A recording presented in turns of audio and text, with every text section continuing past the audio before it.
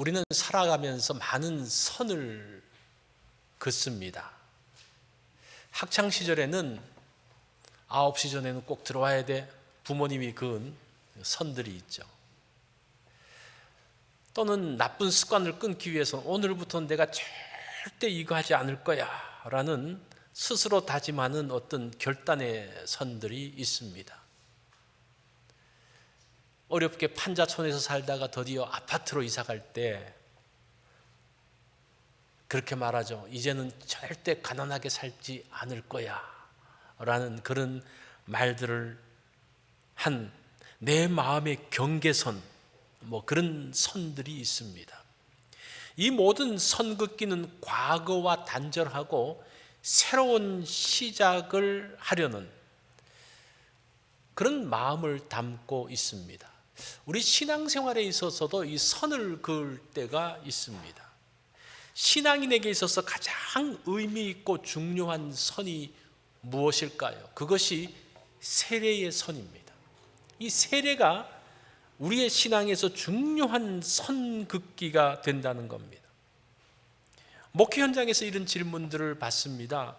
목사님, 저는 예수님도 믿고 성령님이 내 마음에 계신 것을 확신합니다. 그러면 됐지 꼭 세례를 받아야 합니까? 이런 질문들을 하세요. 또 심지어는 세례는 교회 생활을 편리하게 하려는 장치는 아닙니까? 좀 이렇게 회의적인 말씀을 하는 분들도 있습니다. 이 옛날에는 예수 믿으면 핍박을 받았어요. 그 초대교회에는 그랬죠. 그런데 요즘은 세례가 굉장히 많은 이 베너핏이 될 때가 있어요. 기독교 대학에 들어가려고 그러면요, 세례 증명서가 있어야 돼요. 기독교 병원도 마찬가지예요. 갈 때 세례 증명서가 있어야 되고, 제가 한국에 있을 때 고등부를 지도하고 그럴 때 그 학생이 이제 신학대학을 들어가는데, 걔는 신학을 전공하는 게 신학대학 내에 이제 보육과도 있고 또 여러 가지 과들이 있는데 거기 들어가려고 그러니까 세례 증명서가 필요한 거예요. 세례를 안 받았으니까 어떻게 세례 증명서 만들 수 없냐, 그렇게 말하기도 하더라고요. 요즘은 세례 증명서가 하나의 스펙이 되어지기도 합니다. 그러다 보니까 이 세례에 대한 부정적인 생각을 갖게 됩니다. 그래서 우리가 세례가 무엇인지에 대한 것들을 다시 한번 정리해 볼 필요가 있습니다. 세례라는 것은 교회 회원 자격증이 아닙니다. 세례는 선긋기입니다. 옛날의 삶에 대해서 단호하게 선을 긋고 이제는 예수 그리스도 안에서 새로운 존재로 태어난 것을 세상에 선포하는 하나님의 위대한 선긋기입니다. 오늘 우리는 이 말씀을 통해서 세례에 담겨져 있는 진정한 의미를 알아가는 그러한 시간을 가져보려고 합니다. 제가 오늘 세례에 대해서 두 가지를 말씀드리려고 그래요. 첫 번째는 세례는 구원의 조건이 아니라 새 생명의 선포다. 세례받았다고 천국 가는 것은 아닙니다. 구원은 예수 그리스도를 개인적으로 믿고 영접하는 순간에 임하는 거예요. 그게 구원이에요. 그러면 세례는 뭐냐? 세례는 믿음으로 하나님의 자녀가 된 사람이 그 사실을 공적으로 선포하는 예식입니다. 자기가 그냥 예수 믿고 하나님의 자녀가 됐으면 됐지 사람들 앞에 굳이 선포할 필요가 있을까? 그렇지 않습니다. 그게 중요합니다. 이게 결혼식을 잘 보세요. 결혼식 남녀가 만나서 그냥 사랑하면서 잘 살면 되지 왜 굳이 결혼식을 합니까? 그 돈도 얼마나 많이 드는데 왜 굳이 결혼식을 하죠? 사실은 법적인 혼인신고로서 두 사람은 공식적인 부부가 되어져요. 결혼식이라는 것은 그 사실을 많은 사람들 앞에 선포하고 축복받는 기쁨의 자리입니다. 그래서 사람들이 혼인신고하는 날보다는 결혼식 한 날을 훨씬 더 기억하는 거예요. 그런 면에서 세례식의 의미가 또 담겨져 있는 것을 볼 수가 있습니다.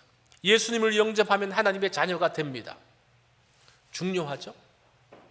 자, 세례는 이런 사실을 많은 사람들 앞에 선포하면서 축복받는 자리가 되는 것, 그것이 세례식입니다. 골로새서 2장 12절을 보면 세례의 핵심을 아주 중요하게 이야기를 하고 있습니다. 우리가 봤던 말씀인데, 너희가 세례로 그리스도와 함께 장사되고 또 죽은 자 가운데서 그를 일으키신 하나님의 역사를 믿음으로 말미암아 그 안에서 함께 일으키심을 받았느니라. 자, 여기서 세례라는 단어를 보면요, 이 세례라는 단어가 어떤 뜻이 있는 거니, 그 당시 어떻게 쓰여졌는 거니, 물에 잠근다라는 그런 뜻이 있습니다. 물에 잠근다. 자, 우리가 옷감을 염색할 때 한번 생각을 해보십시오. 천을 염료에 담글 때 잠깐 담궜다가 빼지 않습니다. 염료의 색깔이 그 옷에 완전히 스며들게 하려고 하면 오랫동안 담겨 놓아야 됩니다. 그래서 많게는 한 4시간 정도 그냥 푹 담구어서 놓는다 그래요. 그 담구어서만 놓는 게 아니라 그것이 또 배기도록 또 그 상태에서 또 말리죠. 그렇게 할 때 화학적으로 물리적으로 염료가 섬유와 결합되어진다는 겁니다. 그렇지 않으면 이염 현상이 일어난다 그래요. 이염이 무엇인가 하니, 우리가 옷을 빨 때 보면 빨래할 때 어떤 옷을 넣었는데 그 옷 색깔이 옆에 옷에 그냥 흰 셔츠에도 다 묻어가지고 그냥 벌겋게 또는 퍼렇게 물들잖아요. 그게 이제 이염 현상인데, 왜 그런 거 하니 푹 잠겨져 있었지 않았기 때문이에요. 그 모든 것들이 온전히 흡수되지 않았기 때문입니다.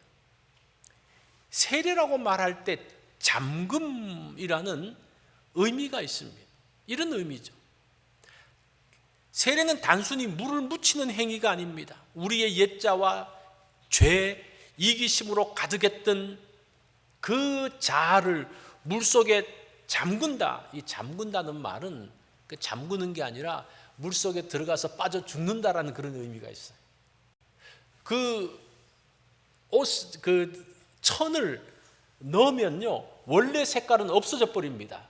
그리고 다른 색깔로 태어나는 것, 그런 의미가 있는 거예요. 그것이 하나의 세례, 그 헬라어 단어적인 의미입니다.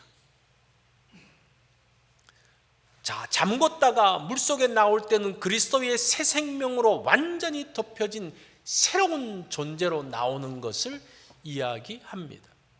이처럼 세례는 그리스도와 완전한 연합을 의미합니다. 그래서 연합이라는 단어를 잘 기억해 놓으세요. 세례는 연합이다. 누구와 연합이다? 그리스도와 연합이다. 옛사람은 죽고 나는 이제 새 사람으로 그리스도의 것임을 선포하는 것입니다. 그것이 세례의 의미입니다. 자, 두 번째는 세례는 예수님의 명령이고 교회의 보증입니다. 어떤 분은 세례를 받지 않으려고 합니다. 왜 안 받느냐 그러면, 아까처럼 내가 예수님도 영접하고 예수님과 동행하고 있고 성령님이 계시는데, 또 이것이 세례가 천국 가는 조건도 아닌데 하나님만 인정하시면 되지, 하나님께 인정받으면 되지 굳이 세례를 받습니까? 근데 그렇게 말을 들으면 이게 맞는 말인 것 같기도 하고 아닌 것 같기도 하고 이렇게 왔다 갔다 해요. 자, 그렇게 하려고 그러면 성경을 봐야 돼요. 성경은 뭐라고 말씀하시는지를 봐야 됩니다. 우리가 잘 아는 마태복음 28장 19절을 보면 뭐라고 말합니까? 다 같이 한번 읽어볼까요? 시작. 너희는 가서 모든 족속으로 제자를 삼아 아버지와 아들과 성령의 이름으로 세례를 주고. 예수님은 교회가 세례를 주라고 말씀하십니다. 세례는 우리가 선택할 수 있는 옵션이 아닙니다. 주님의 교회라면 반드시 세례를 주라고 말합니다. 세례는 내가 그리스도의 은혜 안에 왔다는 것을 알리는 예식입니다. 그것을 교회 안에서 하는 겁니다. 그리고 교회의 인정을 받아야 됩니다. 하나님께 인정을 받으면 되지 교회의 인정을 받아? 그렇게 말씀하시는데, 예수님은 달리 말씀하셔요. 교회를 통해서 자신의 신앙을 객관적으로 인정받으라 그래요. 나 주관적으로 혼자 하나님께 인정받는 그게 아니라 온 교회 성도들로부터 인정받을 것에 대한 말씀을 합니다. 자, 어떤 사람에게 묻습니다. 세례 받았습니까? 어디서 받았습니까? 그런데 그분이 답변하기를 저는 하나님께 세례를 받았습니다. 이렇게 답변해요. 자, 이 말이 좀 어때요? 맞는 말입니까? 좀 이상한 말입니까? 하나님께 세례를 받아? 뭔가 이상하잖아요, 그죠? 이게 맞지 않는다는 거예요. 그거는 잘못된 말이라는 거예요. 성경은 교회에게 세례를 줄 수 있는 특권을 주신 거예요. 하나님께서 하신 거예요. 그래서 세례는 어디서 받아야 되는 겁니까? 교회에서 받는 거예요. 교회가 부여받은 특권이라는 거예요. 그래서 교회를 통해서 세례를 받고 그 교회 공동체 사람들에게 내가 세례받은 것에 대해서 인정받는, 보증을 받는, 그래서 오늘 우리의 그 모든 예식들이 교회가 정해놓은 절차를 가지고 교육하고 또 그것을 확인하고 제가 확인했을 뿐 아니라 온 공중들 앞에서 그것을 확인시키고 했는 그 방식대로 한 것이죠. 그래서 세례는 하나님께서 교회에게 맡기신 독특한 예식입니다. 교회의 보증이 필요합니다. 나는 하나님의 백성입니다 라는 공적 보증이 세례인데 그것을 하나님은 교회에 위임하셨습니다. 그런 공적인 보증을 통해서 교회의 멤버가 되어지고 그 사람이 교회의 직분자로 세움받게 됩니다.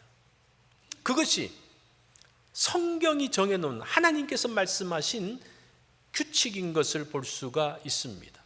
웨스트민스터 신앙고백서 28장 1항에 보면 그것을 요약해서 설명을 하면 세례는 세례받는 자를 유형교회에 엄숙하게 가입시키는 것이다 그렇게 이야기해요. 그것이 세례의 예식이라는 겁니다. 어떤 분은 저는 세례 직분에 연연하지 않고 백의종군하겠습니다. 말이 겸손하게 들릴지 모르지만 이 말은 잘못된 말이에요. 예수님의 말씀을 거부하는 거고 그리고 교회의 공적인 그 사명을 거부하는 거예요. 아주 교만한 말이죠. 그러니까 교회의 하나님께서 정해놓으신 질서가 아니라 내가 생각하는 질서를 따라가겠다는 말이에요. 그래서 이런 사소한 말들이 그냥 우리가 쉽게 말하지만 이게 성경적으로 딱 비교해 보면요, 이거는 굉장히 심각한 말입니다. 그래서 우리가 어떨 때는 그 말씀 내가 겸손하지만 그것이 성경이 말한 것이 아니면요, 그건 겸손한 게 아니에요. 그래서 우리가 철저하게 그 말씀을 따라서 나아가야 된다는 겁니다. 또 세례라는 것은 그리스도와 연합이 성도들 간의 연합으로 확장되어지는 것을 말합니다. 이제 세례받은 사람이 교회 공동체에 들어오면서 그리스도와 연합되어진 사람이 이곳에 들어와서 이제는 교회 성도들과 함께 연합되어지는 과정을 만들어 갑니다. 그러면서 세례받은 사람은 성찬에 참여해서 한 떡을 떼고, 이제 우리는 이제 성찬식 할 때 이게 떡을 나눌 때 다 잘라놨지만 그것은 이제 초대교회는 한 빵을 이렇게 했어요. 빵을 해서 빵에서 이렇게 띄워줬습니다. 한 빵이라는 의미가 있어요.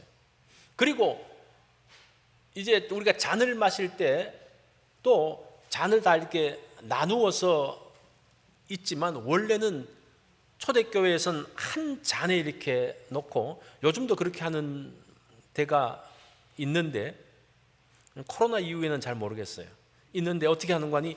큰 잔에다가 포도주를 넣고 이렇게 자기가 딱 마셔요. 마시고 닦고 약간 돌려가지고 또 마시고 이제 이렇게 하기도 한데, 그게 어떤 의미인고 하니 우리는 한 피에서 마신다는 의미가 있습니다. 그래서 성찬에서 가장 중요한 핵심이 무엇인가 하니 연합입니다. 연합. 그리스도와 연합되어지고 그리스도와 연합되어진 사람, 온 성도들이 함께 연합되어지는, 우리가 그리스도의 피를 마시면서 내 속에 피가 흐르는데 누구의 피가 흘러요? 예수 그리스도의 피가 흐르는 거예요. 또 함께 있는 성도들 가운데도 그 가운데도 같은 피가 흐르는 거예요. 그래서 형제가 되어지고 자매가 되어지는 거예요. 예수 그리스도의 살이 내 속에 들어오면서 예수 그리스도의 살로 함께 되어지는 한 몸, 한 피를 잇는 같은 핏줄을 이야기하는 거죠. 그런 면에서 한 형제 자매라고 이야기를 합니다. 세례의 물은 단순한 물이 아닙니다. 옛사람을 묻어버리고 새 사람을 일으키는 능력의 물이 됩니다. 세례는 우리가 그리스도와 연합하여 새로운 이름을 얻었습니다 라는 것을 온 세상에 알리는 감격스러운 고백이 됩니다. 들은 이야기입니다. 필리핀 단기 선교를 갔던 분이 한 청년의 세례식을 보면서 큰 감동이 있었다라고 말합니다. 그 청년의 아버지는 심각한 알코올 중독자였습니다. 그 청년도 동네에서 포기한 문제아였습니다. 그런 그가 예수를 믿었어요. 예수를 믿고 신앙생활을 하면서 세례받기로 결심을 했습니다. 세례식 날 그 사람은 이제 침례를 받았는데 이제 물속에 잠겼다가 올라왔는데 그는 눈물을 흘리면서 이렇게 외쳤습니다. 저의 옛 이름은 오늘로서 물속에 다 두고 왔습니다. 제 옛 이름은 실패자였습니다. 동네가 포기한 아이였습니다. 술꼬래의 아들이었습니다. 하지만 저는 오늘 물에서 나오면서 새로운 이름을 받았습니다. 이제는 그리스도 안에 새로운 피조물입니다. 저는 더 이상 죄의 종이 아닙니다. 하나님의 자랑스러운 아들이 되었습니다. 그러면서 세례받고 난 다음에 고백을 했습니다. 그것은 단순한 고백이 아니죠. 과거의 모든 낙인들을 씻어버리는, 하나님이 주신 새로운 정체성을 갖고 그것을 외치는 중요한 선포였습니다. 그 이후 그 사람은 정말 다른 사람이 되었고 그 공동체의 귀한 일꾼이 되었습니다. 자, 우리가 세례를 받으신 분들 중에서 아직도 세상의 시선이나 과거의 실수 때문에 자신을 실패자나 죄인으로 생각하면서 괴로워하십니까? 그것 때문에 힘들어하십니까? 그것과 선긋기를 해야 되는 거예요. 이제는 예수 그리스도 안에서 옛삶은 다 묻어버리고 이제 새로운 피조물로서 새로운 하나님의 아들로 하나님의 딸로서의 정체성을 가지고 나아가야 합니다. 이제 우리는 세례를 통해서 그리스도와 연합되어졌습니다.